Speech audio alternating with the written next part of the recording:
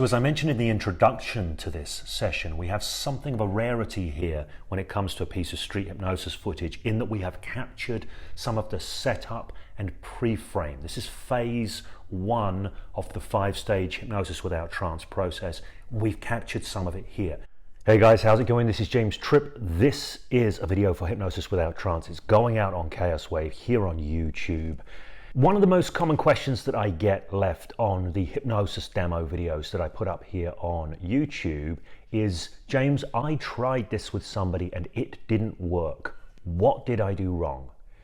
Now, of course, I can't possibly answer any of those questions because I cannot see what it is that the person did. But I think what underlies it is the idea that what gets presented is a piece of hypnosis as it is, and all you have to do is follow that like you follow a recipe, and you should get miraculous results. The real truth is that hypnosis is an interactive, creative process between two people. That means it is never the same twice. That means there are principles that you are following rather than mere steps or words or scripts or whatever. I've mentioned this many, many times before, so I don't know what it is that people are doing, but I do know they are probably not making it personal for the person they are working with. Now, here's the thing. If you take an idea that is something from the world of hypnosis and you try and apply it to somebody, why should they care about it? Why should they engage? What's really in it for them? The trick is to make it personal.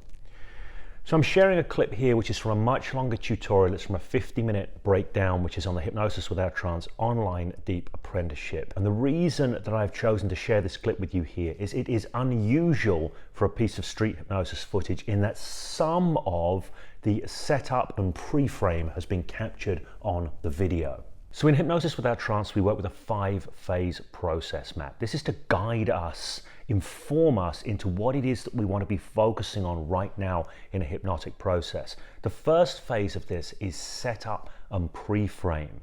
During this phase, what we're looking to do is engineer buy-in from the person, for you as the hypnotist and for the process that they're going to engage with. You want to make it mean something to them so that they show up fully, they switch on all of their neurology and bring their full selves to the game that you're looking to play.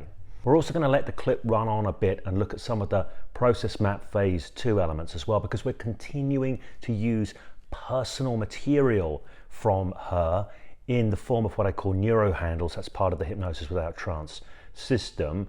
And it's worth seeing that in play as well. Also just getting a sense for the dynamism of it, the interactivity of it.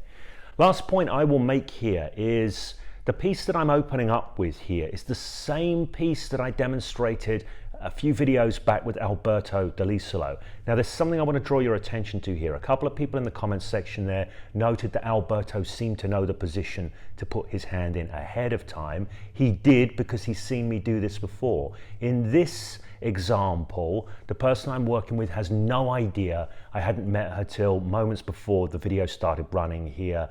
So you see how it can play out differently if somebody doesn't necessarily have an idea of what's going on in their head. It doesn't make any difference. It just changes the dynamics that you have to work with in a live, creative, adaptive way.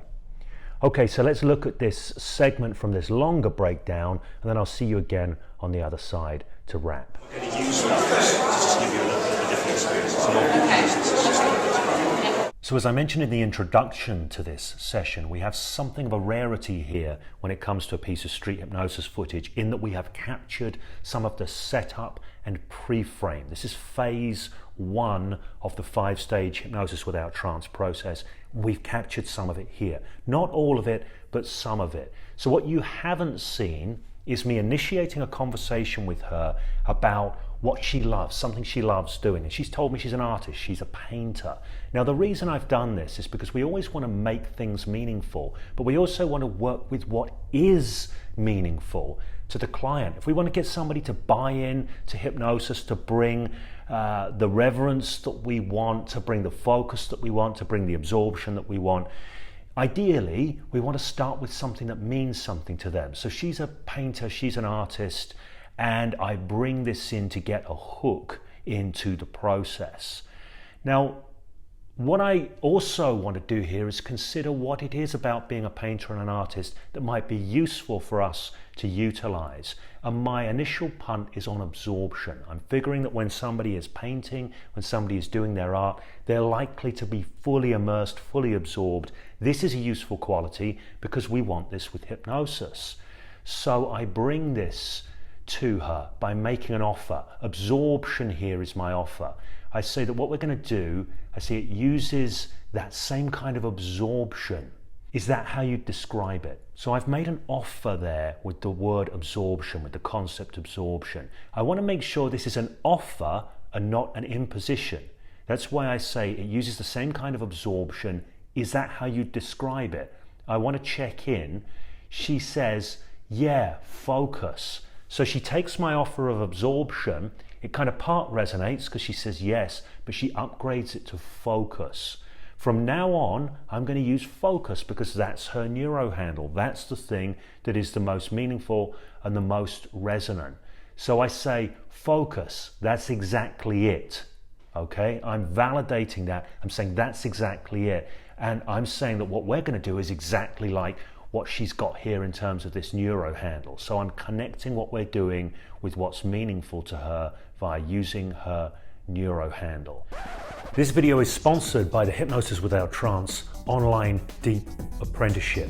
If you enroll on this program before midnight on the 8th of March 2020, you get to spend 1 year with me and your fellow travelers learning hypnosis deeply for 2/3 off the regular price. If you want to catch that, you'll find a link around here just about now. So I go on to say I'm going to use focus just to give you a little bit of an experience. Okay, I'm going to use focus, this is a neuro handle for her, to give you just a little bit of an experience. A little bit of an experience, it gives me some movement. We're going to talk about this on level 2 around building flexibility into your frame's power, but flexibility. A little bit of an experience puts it in the analog zone rather than the digital zone and gives me flexibility.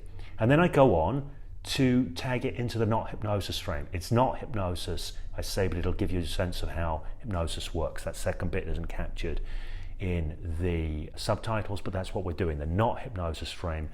And we've already talked about that, so I'm not going to say anything more about that right now.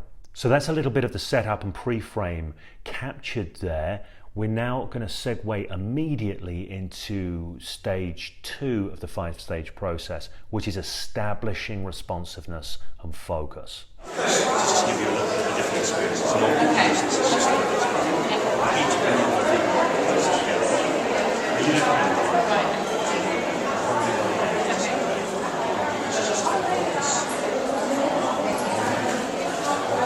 So I backed the clip up a little bit here because even though we're in stage 2 of the process map, which is about establishing responsiveness and focus, remember the map is not the territory. So in reality, these stages overlap. So even when we were doing the setup and pre-frame, I'm looking for responsiveness. And you can see that here with this bit. I'm speaking to her, I'm suggesting ideas, and she is nodding and flowing along and saying things like, okay, yep. So she's flowing along wonderfully with the communication.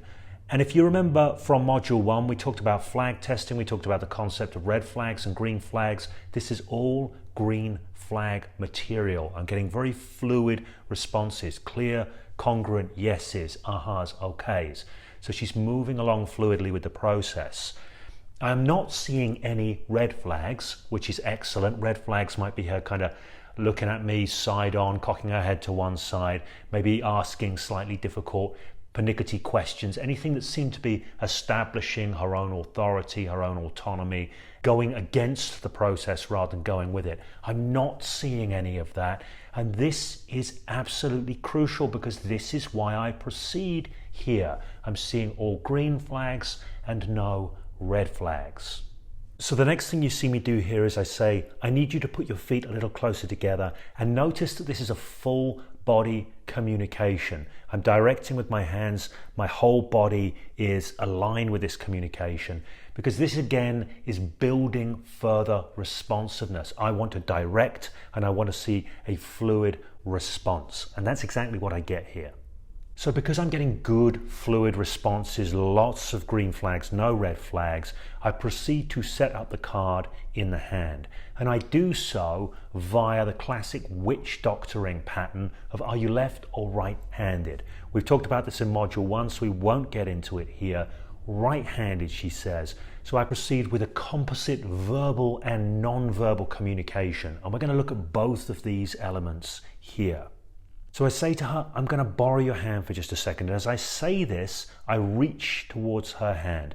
Now, ideally, I'm looking for her hand to rise up towards mine as I reach towards it. That doesn't really happen that much here. So I could take that as a red flag, but it's not a major one. She doesn't pull away or anything. I just flow into the movement and I take the hand and it goes with me easily. So I take that as a green flag. Now let's go back to these words because they have been chosen with purpose. They are working in a very specific way. I've said, I'm going to borrow your hand for just a second. I want my communications to be entirely non-threatening. So borrow is a non-threatening term. It implies that even if somebody is suspending their autonomy, it is only temporary. So there's no threat here because we're just borrowing the hand. I also add for just a second. This is a time constraint. When it's a time constraint, when you put a time constraint in, it suggests that it's not going to last for long, so they're going to get their hand back. Again, this de-escalates any threat.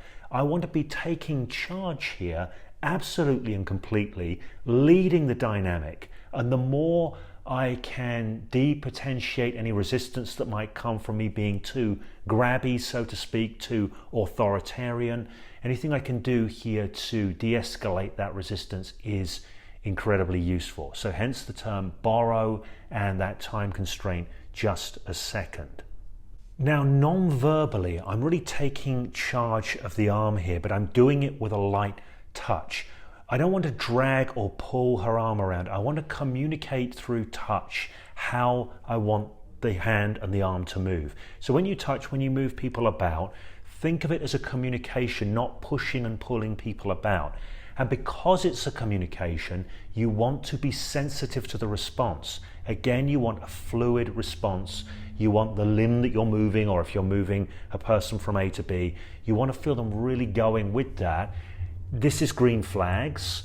If you feel resistance, if you feel pushback, if you feel the hand pulling away, this is red flag stuff. So when you're working tactilely, you have a really profound opportunity to get high quality feedback with regard to how the client is flowing along with the process. So I do a lot of manual stuff here. I'm taking the arm, I'm moving the arm, I manually put the card in the hand. All of this whilst paying attention to the quality of response. And you have that focus. Yeah. When you have that focus, I'd like you to just focus on the very centre of that X there. So I've set the arm in position, and as I have done so, I've made some small tactile adjustments. This is another form of witch doctoring. So the small adjustments suggest there is a meaning to that, suggest there is an underlying process and things need to be just right. This is all very indirect suggestion, but it increases the sense of meaningfulness around the process. On another level, you could look at these touches as ambiguous touches in an Ericksonian sense. So this is increasing the information overload on the system, so there's more unusual stuff to be processing and therefore taking people more out of their everyday game. Note the position of the card. I've got the card above eye line because I'm going to get focus on that. And if you think about this from an eye accessing perspective, number one, if I get focus, I've talked about this before, it takes away the ability to eye access.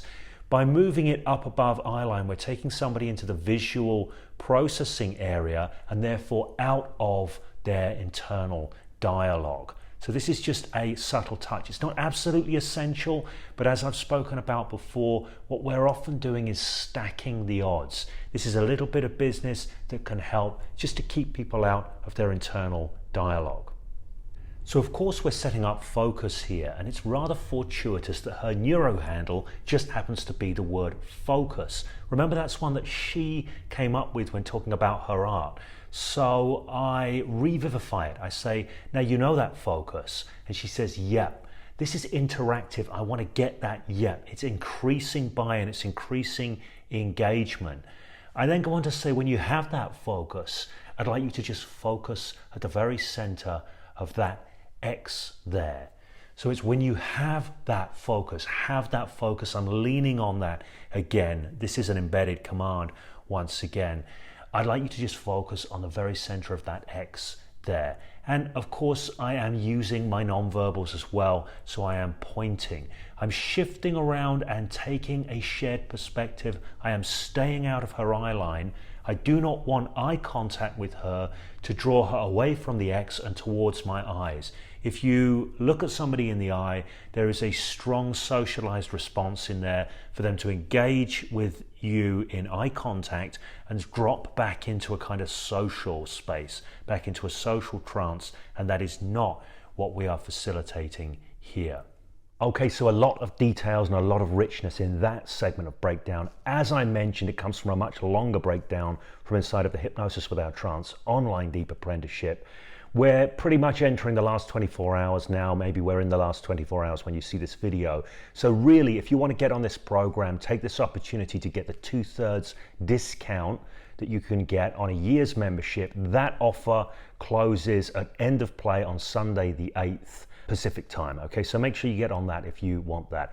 If you like this video, if you got something useful from this video, give it the thumbs up. Please do share the love. And if you are looking for more on hypnosis, NLP beyond, using your mind to shape your life, rare knowledge you will not get anywhere else on these topics, hit subscribe to the channel, hit the notifications bell. That way you know when the videos come out.